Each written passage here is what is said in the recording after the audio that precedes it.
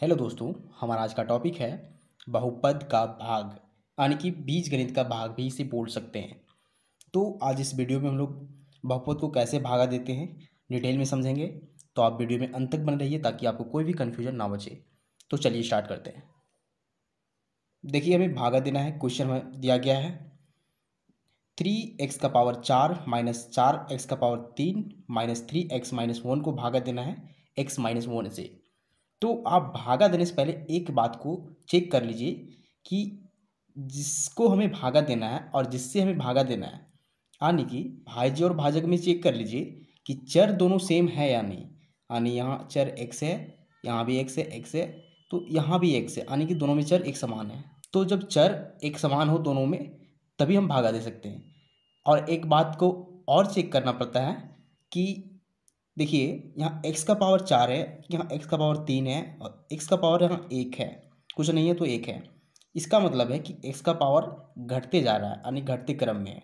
पहले 4, फिर 3, फिर 1, यानी घटते क्रम में है। फिर भी यहाँ देखिए, जिससे हमें भागा देना यानी भाजक x-1, यहाँ भी घटते क्रम में है। x-1 का क्या मतलब है?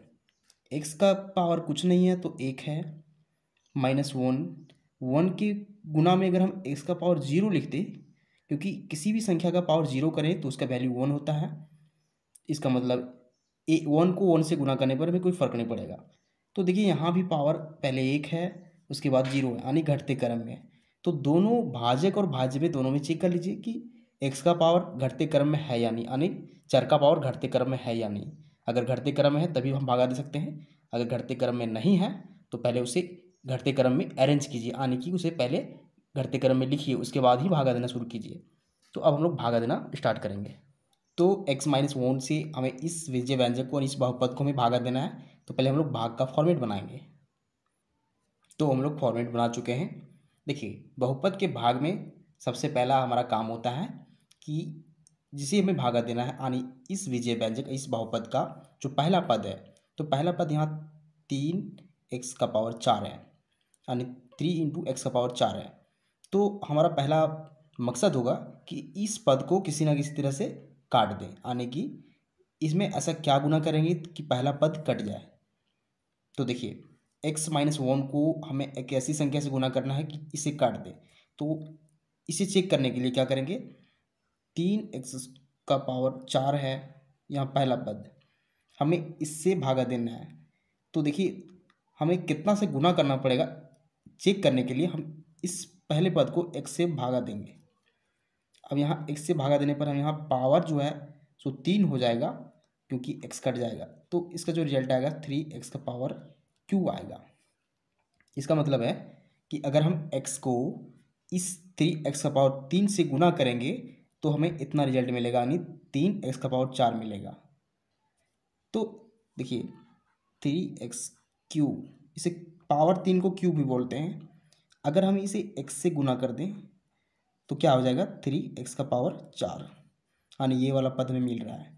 तो x को हम इस विजय व्यंजक इस पद से गुना कर रहे हैं, तो 3x⁴ से गुना कर रहे हैं, यानी भागफल हम इतना लिख रहे हैं। तो यहाँ जो पद होगा सो 3x⁴ हो जाएगा, दोनों गुना होके। अब यहाँ एक और टर्म है -1, इस -1 को भी इससे गुना करेंगे तो क्या हो जाएगा, 3x⁴, और यहाँ माइनस है तो माइनस लग जाएगा, तो यहाँ माइनस लगाएंगे, 3x⁴ लिखेंगे। अब हमें घटाना है ऊपर में से नीचे को। तो देखिए, 3x⁴ है और यहाँ 3x⁴ है, दोनों में सेम है।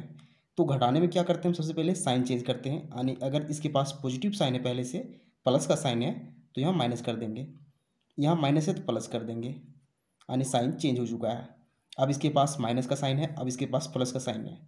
तो देखिए, ऊपर में प्लस है पहले से, अगर कुछ नहीं तो प्लस है, इसके पास माइनस हो चुका है, तो प्लस और माइनस को हम डायरेक्ट काट देंगे, मतलब इसका जो शेषफल है तो 0 हो जाएगा।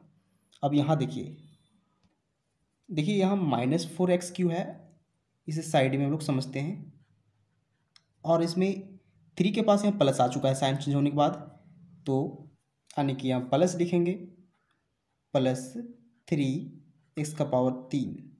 अब देखिए, यहाँ दोनों में सेम टर्म है, यानी x³ दोनों में सेम है, तो हमें विशेष रूप से इसका कैलकुलेशन करना है -4 और 3 का।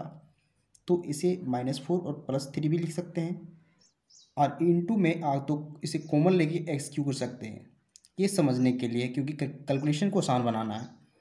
तो देखिए -4 और +3 है, यानी कि 3 में से हम 4 को घटा रहे हैं, बड़ी संख्या को छोटी संख्या में घटा रहे हैं। इसे और डिटेल समझना चाहते हैं तो इसे लिख सकते हैं 3 -4 और इंटू यानी कॉमन में एक्स क्यू। अब देखिए यहाँ 3 में से 4 घटाना है, इसका मतलब है कि हम छोटी संख्या में बड़ी संख्या घटा रहे हैं, तो इसका रिजल्ट -1 हो जाएगा। अब यहाँ इंटू में एक्स क्यू है तो इसे 1 इंटू एक्स क्यू लिख सकते हैं, तो -x क्यू लिख सकते हैं। तो देखिए इसे हम डायरेक्ट इसका वैल्यू लिख देंगे -x क्यू। अब हमारा नेक्स्ट स्टेप होता है कि ऊपर से एक टर्म्स को यानी एक पद को नीचे उतारें।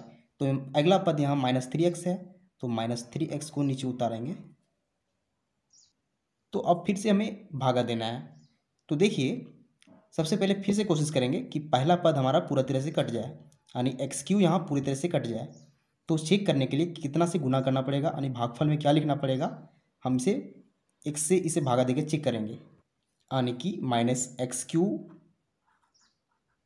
को भागा देंगे x से। तो देखिए कितना रिजल्ट आएगा। ऊपर में पावर 3 है और नीचे 1 है, यानी कि पावर को हम काट सकते हैं और 2 लिख देंगे। तो यहाँ रिजल्ट आ रहा है -x⁻², यानी -x²। तो इसका मतलब है कि अगर हम भागफल में -x² लिखेंगे तो पहला पद कट जाएगा। यहाँ से हमारा रफ यूज है, यानी कि इधर हम सिर्फ कैलकुलेशन किए हुए हैं, हमारा भागफल यहाँ लिखा जाएगा। तो देखिए हम x² यहाँ भागफल लिख चुके हैं -x²। अब हम लोग गुना करेंगे x से इसको, तो -x³ आएगा, और -1 को इससे गुना करेंगे तो प्लस हो जाएगा, माइनस माइनस गुना होके, और x² हो जाएगा। अब लोग घटाव करेंगे, ऊपर में से नीचे को घटाएंगे, तो साइन चेंज करते हैं पहले। तो यहाँ माइनस से पहले तो उसे प्लस कर देंगे, और प्लस है तो माइनस कर देंगे, यानी अब x³ के साथ प्लस का साइन है और x² के साथ माइनस का साइन है। तो ऊपर में -x³ है और नीचे +x³ हो चुका है, इसका मतलब दोनों कट जाएगा एक दूसरे से, क्योंकि वैल्यू सेम है। तो इसे काट दीजिए, यानी कि इसका सब्ट्रैक्शन यानी कि घटाव 0 हो जाएगा। अब यहाँ देखिए -3x है और नीचे -x² है, यानी दोनों को एक दूसरे में घटाया नहीं जा सकता है, क्योंकि पावर में अंतर है। यहाँ x² है, यहाँ x⁻1 है। तो इस स्थिति में क्या करेंगे, हम सबसे पहले अधिक पावर वाले को संख्या को यहाँ लिखेंगे, यानी इस -x² को यहाँ लिखेंगे, उसके बाद -3x को इसके साथ लिखेंगे।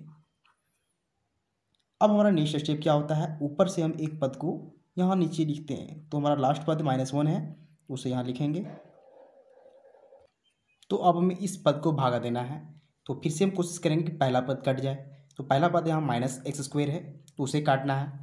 तो देखिए क्या गुना करना पड़ेगा कि पद कट जाए। देखिए -x² को चेक करेंगे x से भागा देके, तो देखिए पावर 1 कट जाएगा और नीचे x कट जाएगा, मतलब -x बचेगा। तो भागफल में हम -x लिखेंगे। देखिए अब हमें क्या करना है, गुना करना है x से -x को, तो -x² मिलेगा।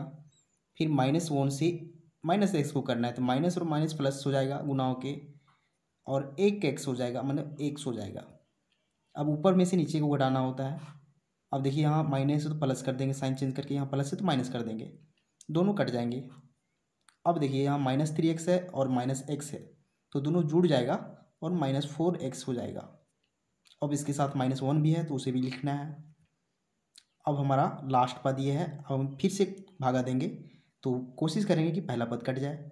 तो x में ऐसा क्या गुना करेंगे कि -4x हो जाए। तो अगर हम -4 से गुना कर दें, यानी हम -4 भागफल के रूप में लिख दें, तो -4x हो जाएगा गुना होके। देखिए x और -4x, और इसके साथ -1 है तो -1 और -4 गुना होके +4 हो जाएगा। तो ऊपर में से नीचे घटाते हैं, तो देखिए यहाँ माइनस से चेंज होके प्लस हो जाएगा, यहाँ प्लस से माइनस दोनों कट जाएगा। अब यहाँ -1 है और नीचे -4 है, तो जुड़ के -5 हो जाएगा। हमारा टर्म यहीं ख़त्म हो जाता है, क्योंकि x का टर्म यानी कि 5 में देखिए कोई x का कोई पद नहीं बचा हुआ है, यानी यह अचर पद केवल बचा हुआ है। तो अब हम आगे भागा नहीं दे सकते हैं, यही हमारा शेषफल है। तो हमारा ये भागा कंप्लीट हो चुका है। ये पार्ट हमारा भागफल कहलाता है, यानी ये हमारा भागफल कहलाता है। और ये x-1 यहाँ जिसे हम भागा दे रहे होते हैं वो भाजक कहलाता है, और जिसे हम भागा देते हैं वो भाज्य कहलाता है। तो भाजक, भाज्य, भागफल, शेषफल हम लोग समझ चुके हैं, और हम लोग भागा कैसे देते हैं उसे भी समझ चुके हैं। तो अगर आपको मेथड समझ में आता है, वीडियो से आप कुछ सीख पा रहे हैं, तो वीडियो को लाइक कीजिए एंड चैनल को सब्सक्राइब जरूर कीजिए, क्योंकि हम इसी तरह का वीडियो बनाते रहते हैं जो आपके काम का हो। Thank you.